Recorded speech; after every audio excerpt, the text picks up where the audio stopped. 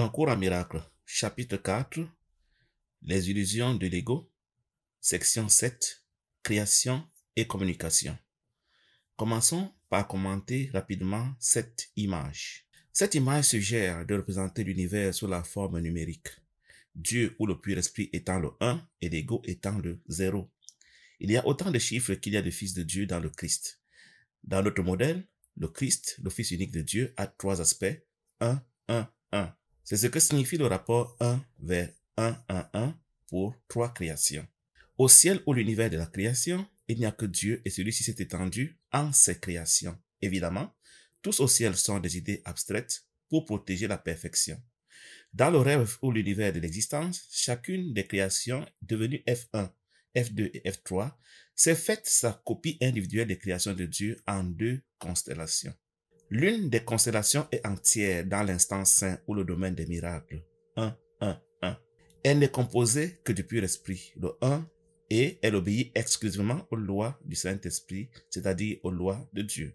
Ce sont les lois de l'unité parfaite ou de la perfection, symbolisées dans le rêve par l'entièreté. L'autre est fragmentée du fait du mélange du pur esprit et de l'ego, 1 et 0. Ainsi, elle obéit aux lois de la dualité, aux lois de l'imperfection, aux lois du rêve, et opère sur les archétypes pour simuler l'abstraction de la réalité. La communication n'est possible que quand les 2 parties concernées sont calées sur la même fréquence et parlent le même langage. Cela n'est applicable que dans l'instant saint ou le domaine des miracles.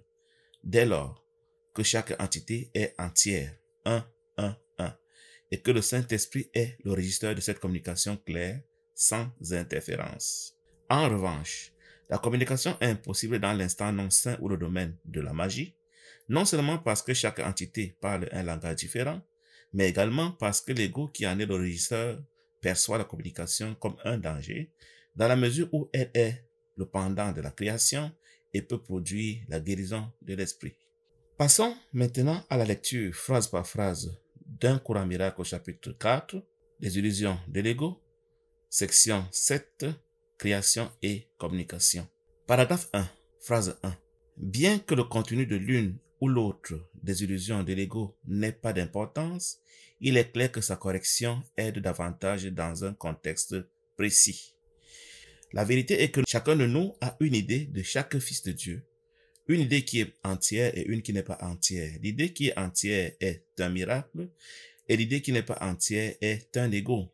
Donc nous pouvons essayer de corriger les égos entre eux, c'est ça la guérison, comme nous pouvons aussi directement opérer sur des miracles, sur les parties miracles et du coup ne pas avoir besoin d'apprendre les leçons de pardon une après l'autre. Cela veut dire quoi? Ça veut dire que si nous choisissons d'opérer directement sur les miracles en nos frères et que nous faisons totalement abstraction de l'ego, nous serons instantanément illuminés. Mais si nous voulons prendre des détours, si nous voulons retarder notre illumination, si nous voulons encore durer dans nos rêves, alors nous pouvons jouer au jeu du pardon, au jeu de la correction, au jeu de la guérison, en essayant de corriger les erreurs une après l'autre. Ce sera la pratique du pardon. Il s'agira alors de remplacer chaque fois le 0 par le 1 dans la constellation de mon frère dans mon esprit. Donc, c'est ce que la communication va essayer d'expliquer ici. Bien que le contenu de l'une ou l'autre de ces illusions, donc des pensées fausses que j'ai de mon frère, soit sans importance, il peut être important de les corriger davantage pour avancer vers l'illumination si mon choix est d'y aller plus doucement. Phrase 2. Les illusions de l'ego sont très concrètes, bien que l'esprit soit naturellement abstrait. Donc, les idées que je me fais de mes frères, qui sont un mélange de pur esprit et de l'ego, sont concrètes parce qu'elles concernent un seul frère précis, chaque idée, alors que les miracles sont abstraits. Le miracle est le même. Tous mes frères sont 1, 1, 1 dans l'image qui est affichée, alors que dans l'ego, chacun d'eux a une constellation individuelle. Imaginons qu'il y ait des milliards de fils de Dieu et le nombre de combinaisons possibles qu'on peut faire avec les 1 et les 0 pour trouver toutes les possibilités qu'il y a à avoir un frère. Et tous ces frères peuvent et doivent être guéris, doivent devenir 1, 1, 1, autant qu'il y a de fils de Dieu. Tous doivent être pardonnés pour que je sois illuminé. Donc, si je veux jouer au jeu de la guérison, un après l'autre de mes frères, au jeu de la pratique du pardon pour les corriger un après l'autre, et chaque position 0 étant appelée à devenir 1, on peut imaginer combien de milliards d'années il me faudra pour retourner au ciel. Mais en attendant que je choisisse d'opérer sur des miracles, sur des constellations entières de mes frères, je peux m'amuser à faire le jeu du pardon, le jeu de la correction des positions, le jeu de la guérison de chaque position, de la défection de chaque culpabilité, parce que le 0 représente la culpabilité, alors que le 1 représente l'innocence. Donc, quand je donne le 1 à mon frère, je remplace le 0 par le 1. Ça veut dire que j'efface une culpabilité en lui pour la remplacer par une innocence. Et cela s'appliquant dans mon propre esprit, étant donné que les 3 frères sont dans mon propre esprit, c'est moi qui suis ainsi guéri. Phrase 3. Une partie de l'esprit devient concrète toutefois lorsqu'il se divise. Donc, j'ai divisé mon esprit en 2 parties. Une partie dans laquelle mes frères sont tous 1, donc entiers, et l'autre où chacun d'eux a une constellation individuelle, ça qui fait qu'elle est concrète. Ça fait que je peux désigner chaque frère par F1 sur l'image, F2 ou F3 dans l'ego, alors que dans la partie où je parle de miracle dans l'instance saint, tous mes frères sont 1, même si je peux les désigner par F1, F2, F3, le Saint-Esprit ne les distingue pas. Phrase 4. La partie concrète croit en l'ego, parce que l'ego dépend du concret.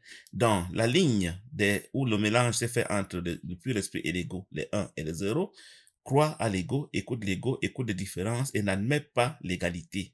Donc, l'ego est celui qui gère cette partie et il distingue mes frères pour que chacun d'eux soit particulier, que je puisse aimer les uns et haïr les autres, que je puisse bénir les uns et maudire les autres, que je puisse sauver les uns et envoyer les autres en enfer. C'est ce que l'ego me suggère.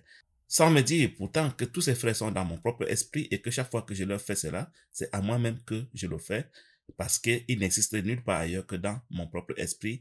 Ils sont les copies que me suis faites de mes frères dans mon propre esprit. Phrase 5. L'ego est la partie de l'esprit qui croit que ton existence est définie par la séparation. Donc l'ego est la partie de mon esprit qui croit que la séparation est mon salut. L'esprit ou la conscience, c'est la même chose, peut être représenté comme le cerveau avec 2 hémisphères.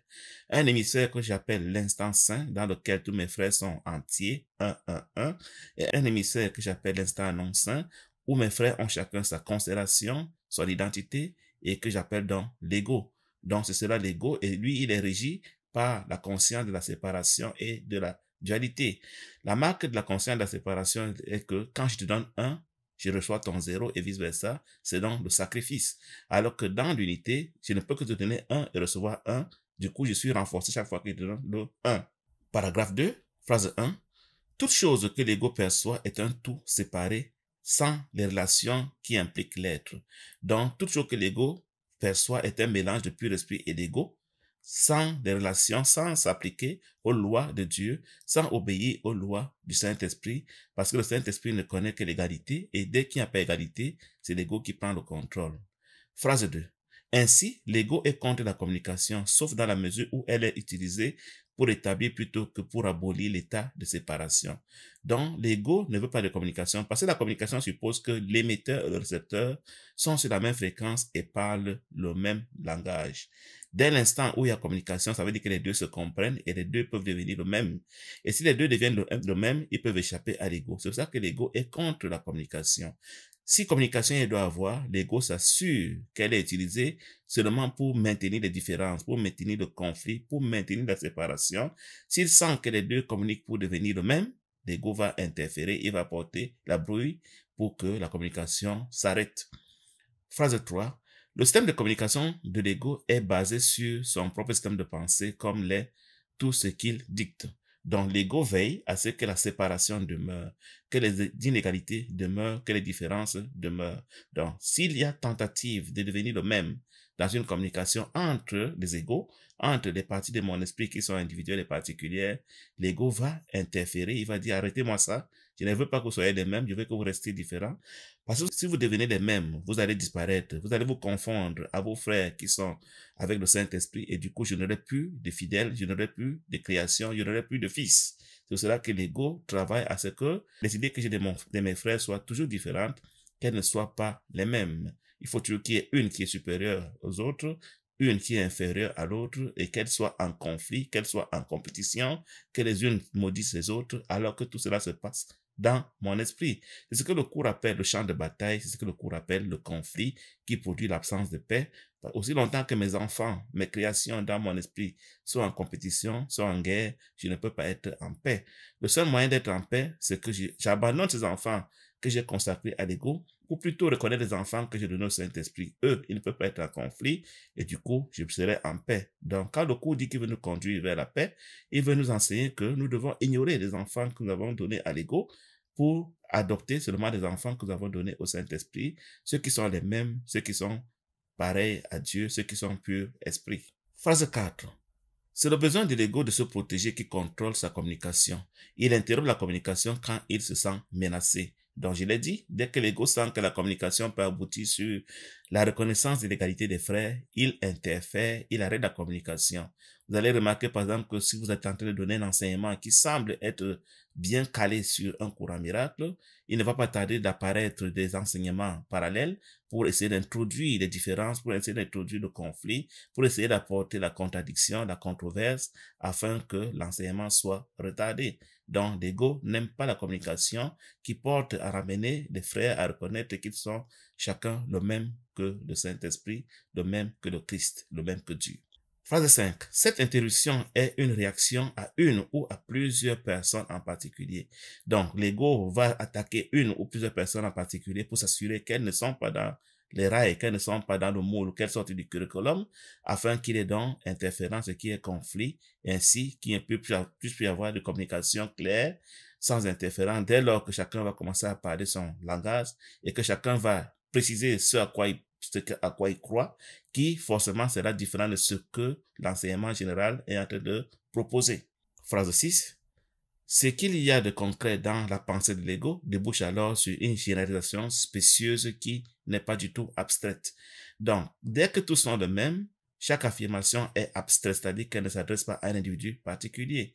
Pour simuler l'abstraction, qui est le fait de ne pas identifier les idées à un individu particulier puisqu'ils sont tous les mêmes, l'ego va inventer des archétypes. Les archétypes sont des grandes familles d'objets qui vont ressembler à l'abstraction mais qui n'en sont pas, parce que même sans cas c'est des grandes familles, ça demeure sur des familles séparées. Par exemple, on va dire l'arbre. L'arbre est un archétype pour tous les arbres.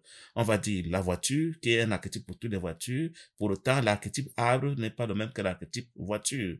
Alors que dans le Saint-Esprit, toutes les formes, tous les symboles seront appelés des illusions, et tout ce qui est fils de Dieu va être appelé le Christ. Ça fait que le Saint-Esprit, lui, il parle d'abstraction, pendant que l'ego parle des archétypes. Phrase 7.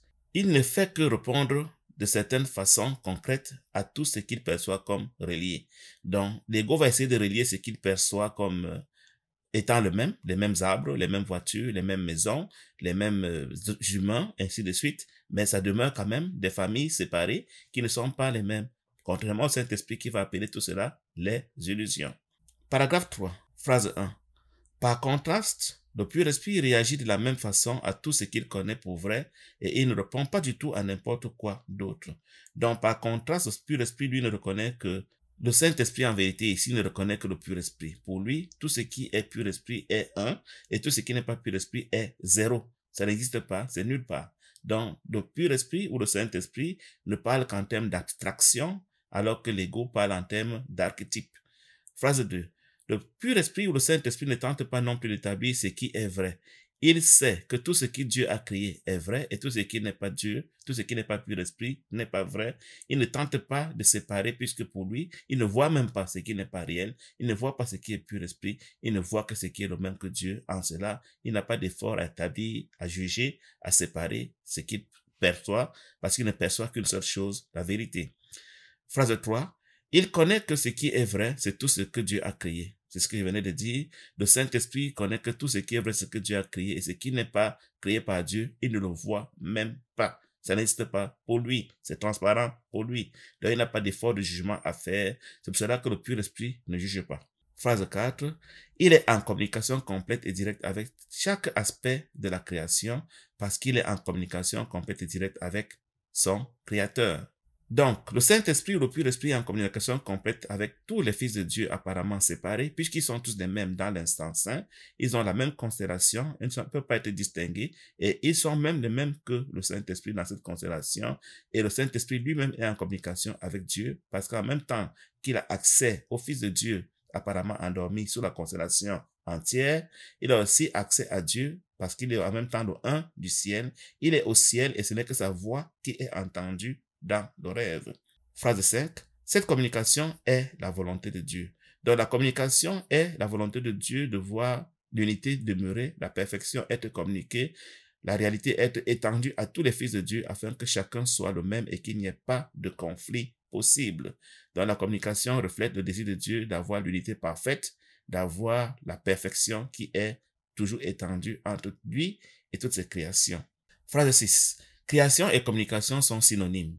Donc, selon le cours, création et communication sont synonymes. Pourquoi? Dans la création, la ligne 1 de l'image que nous voyons que Dieu a donné sa nature à chacun de ses fils, si bien qu'ils peuvent tous communiquer parce ils parlent le même langage, ils ont la même nature, ils sont tous égaux. C'est en cela que la création et la communication sont synonymes dans le cours. Dès l'instant que la création ne reproduit que soi-même, la communication est possible entre des entités de la même fréquence qui sont du même ordre. Phrase 7. Dieu a créé chaque esprit en lui communiquant son esprit, l'établissant ainsi à jamais comme canal pour la réception de son esprit et de sa volonté. Donc Dieu a voulu que chacun de ses fils soit le même que lui afin qu'il puisse communiquer avec lui sans interférence et que sa volonté soit ainsi étendue dans tout l'univers, sans compétition, sans hiérarchie, chacun étant le même, chacun étant amour parfait, chacun étant illimité, chacun étant donc pur esprit.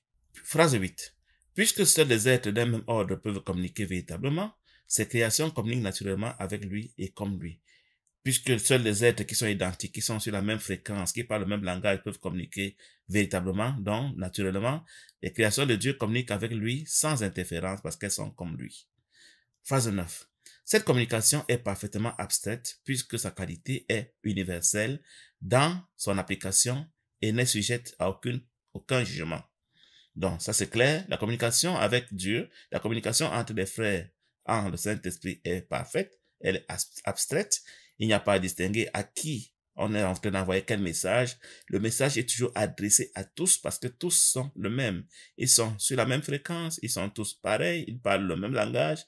Il n'y a donc pas à distinguer l'émetteur du récepteur. Il n'y a pas à juger. C'est cela le jugement. Le jugement, c'est le fait de séparer l'émetteur du récepteur, de les distinguer.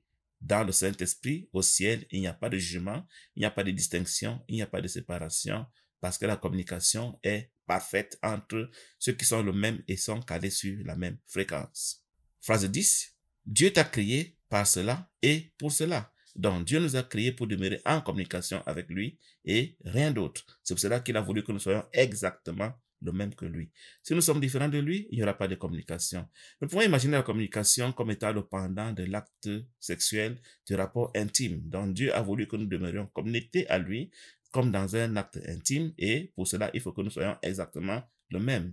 Il n'est pas prévu que deux entités qui ne parlent pas le même langage, qui ne se comprennent pas, qui ne sont pas sur la même fréquence puissent communiquer. Donc la communication est le pendant de l'amour, elle est le pendant de la création.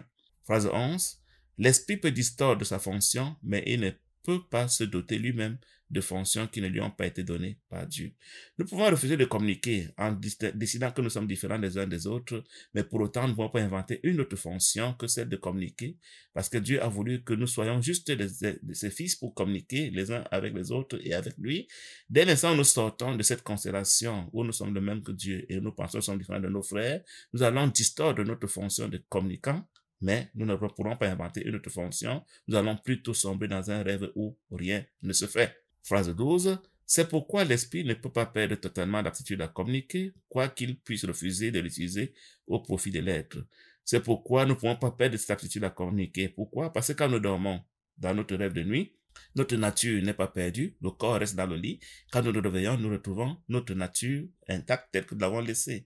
Dans le temps où nous sombrons dans le rêve de croire que nous sommes différents de Dieu, nous cessons de communiquer, c'est vrai, mais nous n'avons pas perdu l'aptitude à communiquer. Quand nous allons nous réveiller, nous allons voir que la communication a continué, même sans nous, et nous allons simplement la continuer là où nous nous sommes arrêtés avant de sombrer dans le rêve. L'être, c'est nous au ciel, c'est nous sans être endormis, alors que l'esprit, c'est nous quand nous sommes endormis, c'est nous quand nous croyons que nous sommes distincts, différents de Dieu et différents de nos frères. Paragraphe 4, phrase 1. L'existence comme l'être repose sur la communication. L'être, c'est nous au ciel, l'existence, c'est nous dans le rêve. Donc, aussi bien dans la réalité que dans le rêve, nous avons la propension à communiquer, nous avons la propension à nous unir, nous avons la propension à devenir un.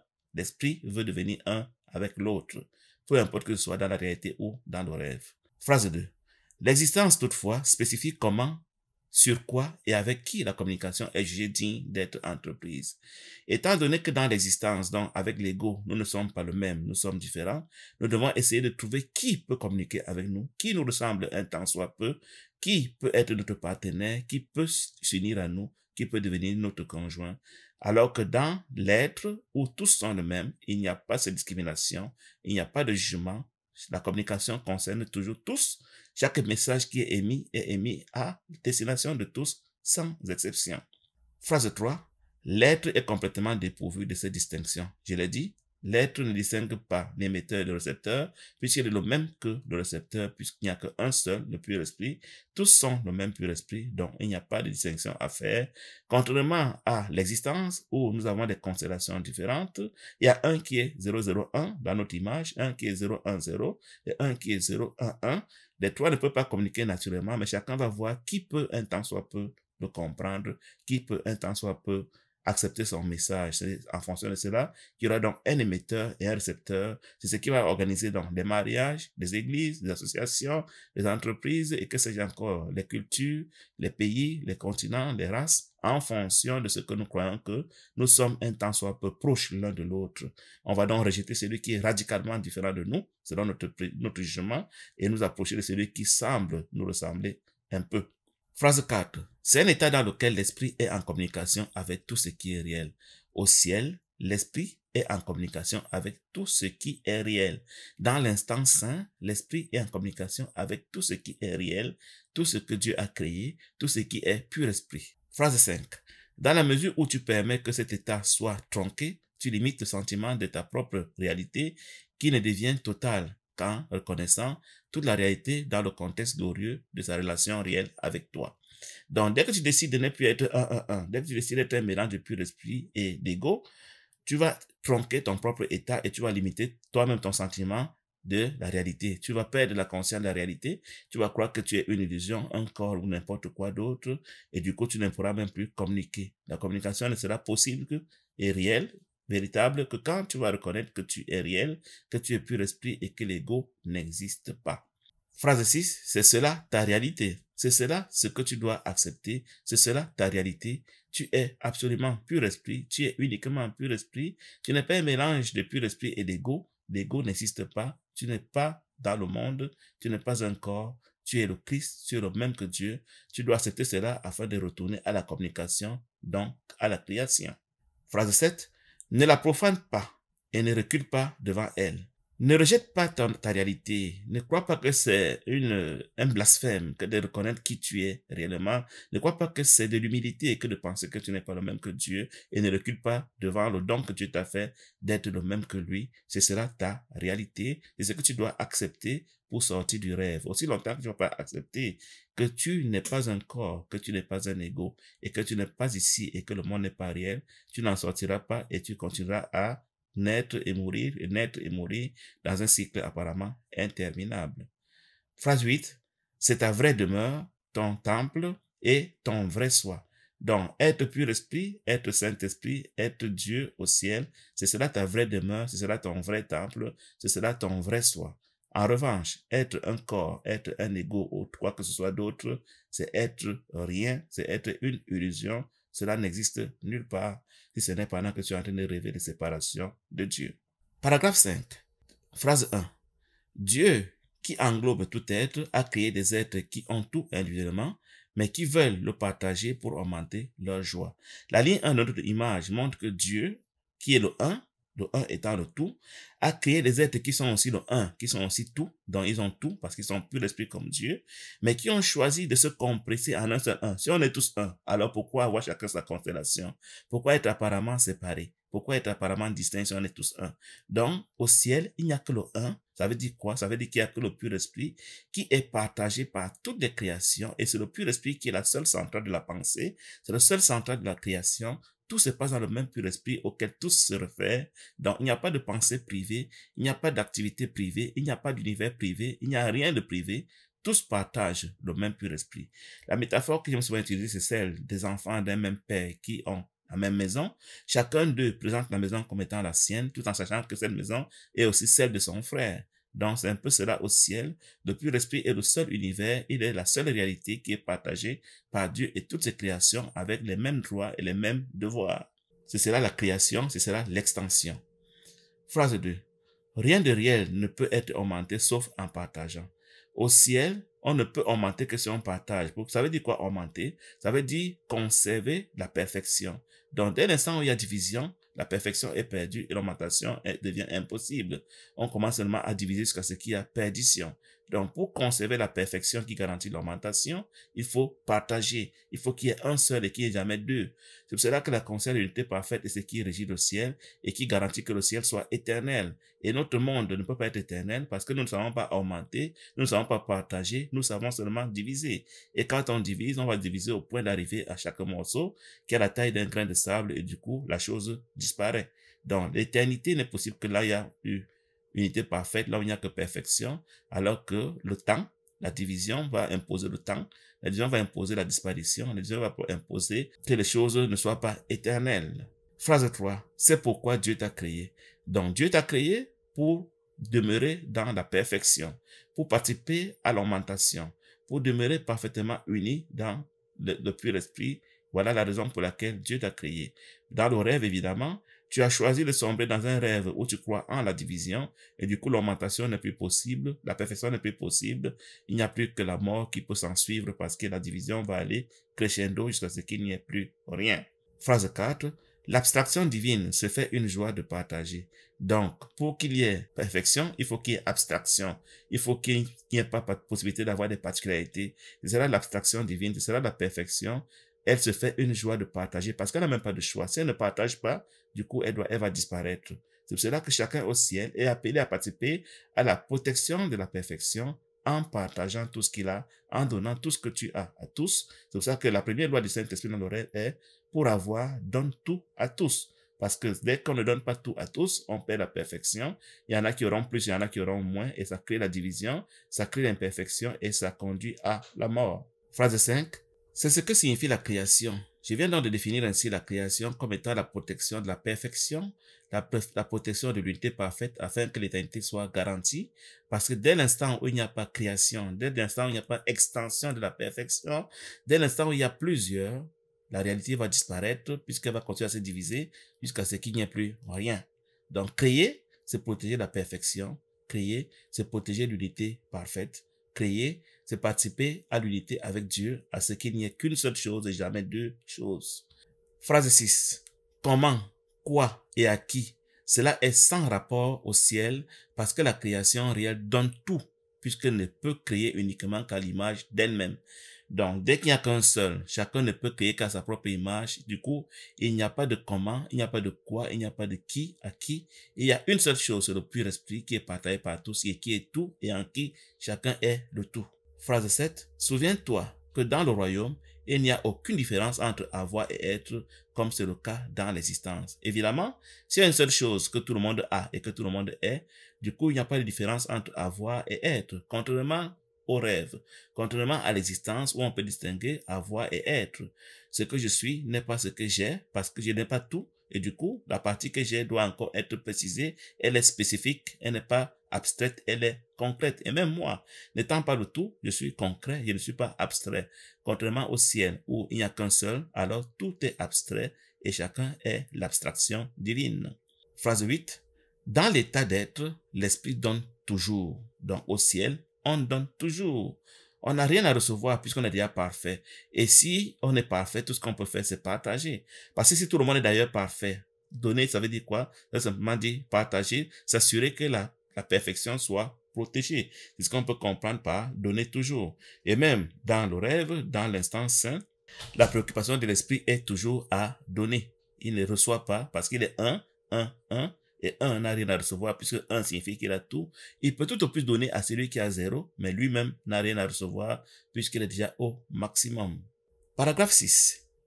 La Bible affirme maintes fois que tu devrais louer Dieu. Donc ici, un clin d'œil à la Bible qui invite les croyants à louer Dieu.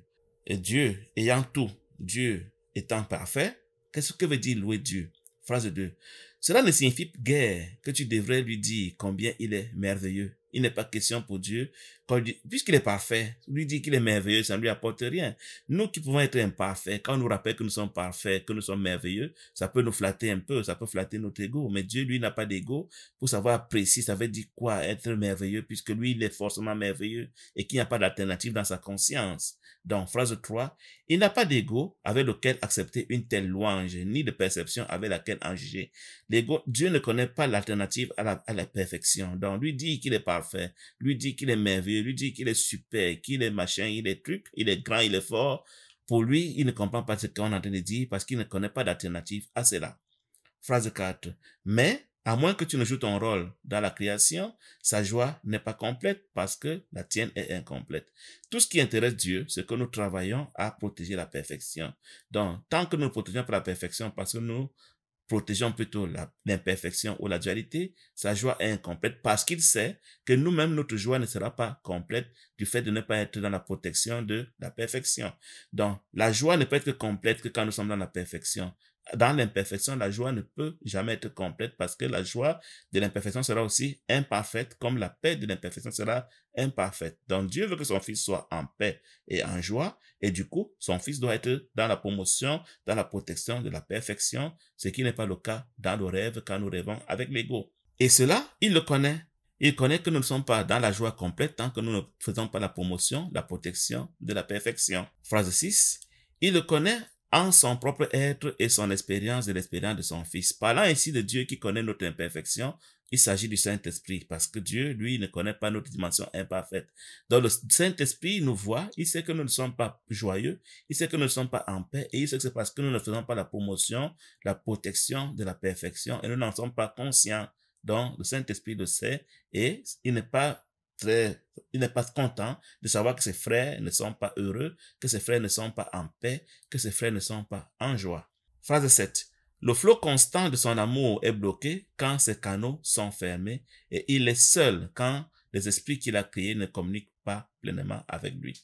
Évidemment, si nous avons changé de nature pour nous identifier à l'ego, pour mélanger un peu d'ego à notre pur esprit, nous ne pouvons plus communiquer avec Dieu. Et Dieu le sent. Il veut nous parler. C'est un peu comme l'enfant qui dort et que son papa veut lui parler. Forcément, l'enfant ne va pas répondre parce que il est en train de rêver. Donc, le papa va se sentir abandonné, va se sentir tout seul parce que le flot de communication qui permet au papa de parler à son enfant sera suspendu. Donc cette histoire en vérité n'est pas contemporaine parce que notre être au ciel est en train de communiquer avec Dieu, mais l'instant où nous avons sombré nos rêves, qui est raconté dans le cours ici, nous dit que pendant cet instant, qui n'a certainement pas duré, le flot de communication avec Dieu avait été interrompu et du coup Dieu se sentait seul de voir que nous sommes endormis et il avait hâte de nous voir nous réveiller. Heureusement, ça s'est fait instantanément parce qu'au ciel, une chose ne se passe pas après l'autre.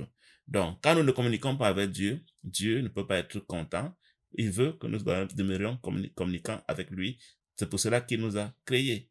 Paragraphe 7.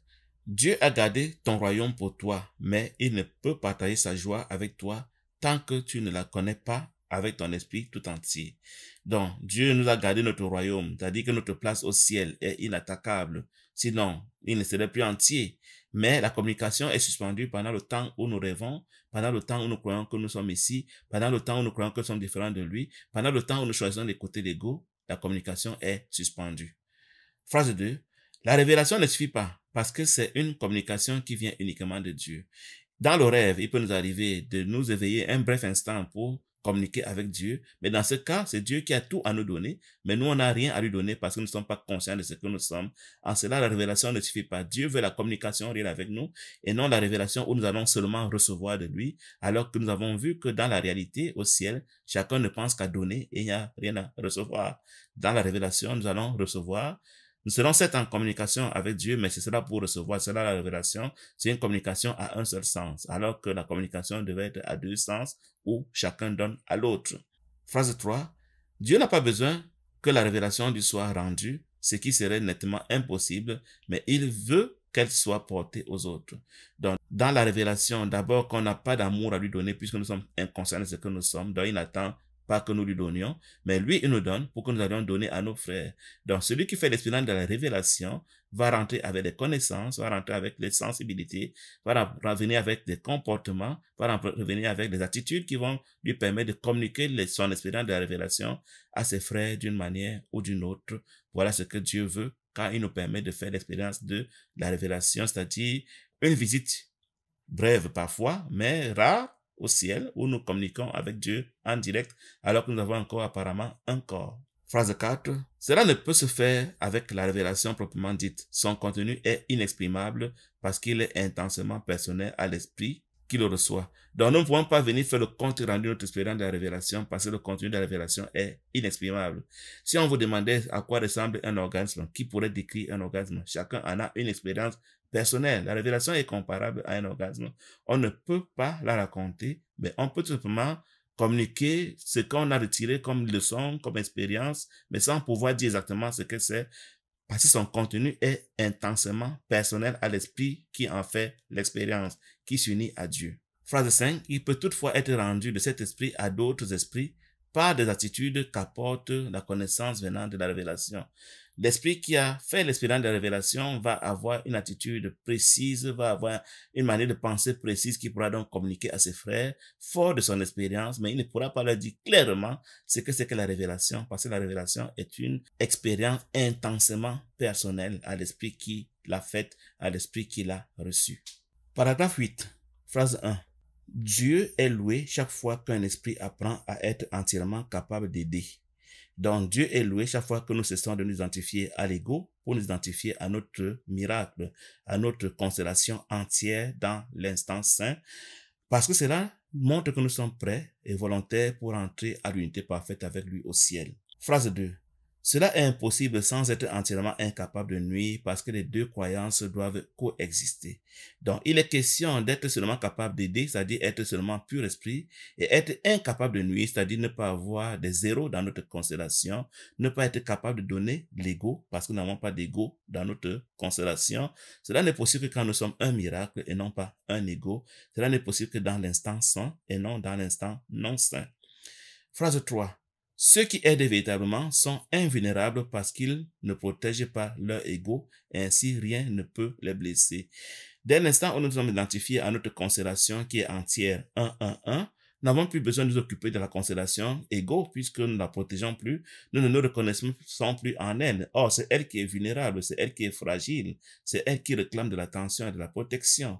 Donc, dès l'instant où nous sommes entiers, nous nous sentons forts, nous nous sentons en sécurité, nous nous sentons invulnérables. Phrase 4. L'aide qu'ils apportent à autrui, c'est la louange qu'ils font à Dieu et il leur rendra leur louange parce qu'ils sont comme lui et ils peuvent se réjouir ensemble. Donc, aider, c'est rappeler à mon frère qu'il est le pur esprit, qu'il est le même que Dieu. Chaque fois que je rappelle à un frère sa réalité immortelle, c'est la seule manière de rendre la louange à Dieu. Dieu s'en réjouit et il va me la rendre parce que j'ai aidé mon frère à me souvenir de sa réalité afin qu'il puisse retourner à l'unité parfaite et afin qu'il puisse retourner à la communion avec Dieu au ciel. Donc, servir Dieu, c'est une seule chose, c'est rappeler à mon frère ce qu'il est réellement, le pur esprit, de ce qu'il est réellement le Christ, afin qu'il puisse sortir du rêve de séparation et de culpabilité où il croit qu'il est un corps réel dans un monde réel. Phrase 5. Dieu va vers eux et à travers eux et il y a dans tout le royaume une grande joie.